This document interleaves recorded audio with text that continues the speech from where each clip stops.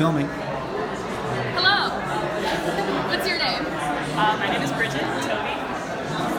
I'm a psychology major and sociology criminology major. And what is your project? My project was looking at the effects of social support on children's mental health, basically in divorce homes. So this was a divorce study I worked on last year with my undergraduate and I was looking at different development of symptoms of ADHD, obsessive defiant disorder, anxiety, and depression in children. And basically my hypotheses were if you have siblings, one or more siblings, you're less likely to develop these types of symptoms. And if you have more children living in your home, one or more children, you're less likely because you have a support system, a live-in support system, basically to offset some of these stressors or negative effects that these stressors can have. So the first hypothesis dealt with siblings. I didn't find any significance with that. I did a one-way analysis of variance on that and found a p-value above 0.05, so there's no significance.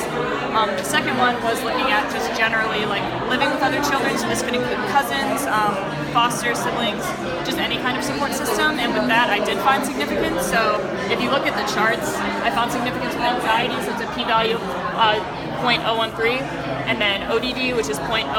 Anything below 0.05 is significant. So those two I found significance with.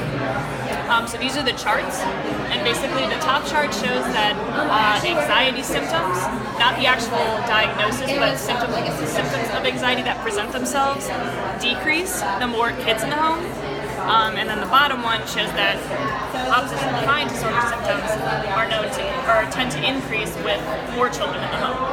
And this actually makes sense just from what I know about both disorders, because ODD is basically attention-seeking behavior, and if you have more siblings in your home, you're gonna probably have to fight for attention from your parents more than if you don't have any siblings in your home.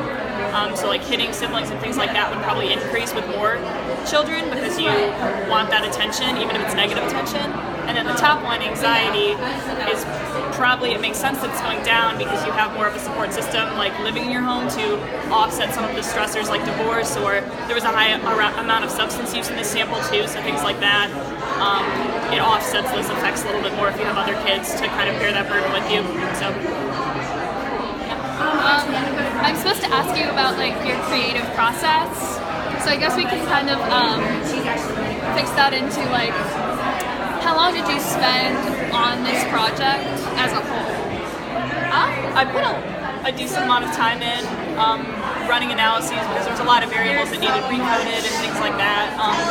The actual idea, I am interested in social factors that play into mental health, which is kind of how I thought of the idea. And then the actual analyses, I had to recode a lot and then had to create new variables to actually run the ANOVAs. So that took a decent amount of time. But yeah.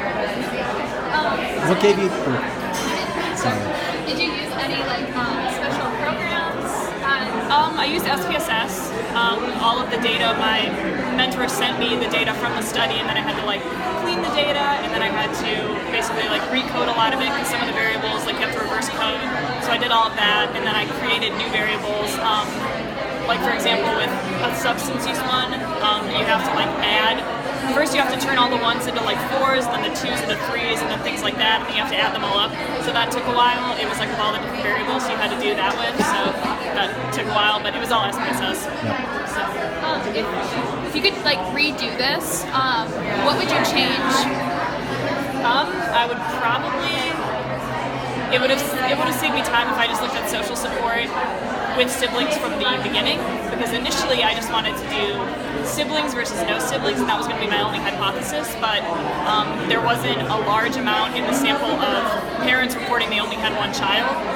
Most of them did have siblings, so the comparison didn't really work because you had a sample of 200 something with siblings or reporting having siblings, and then I don't even know if probably 4 that didn't. So I wasn't really able to do that.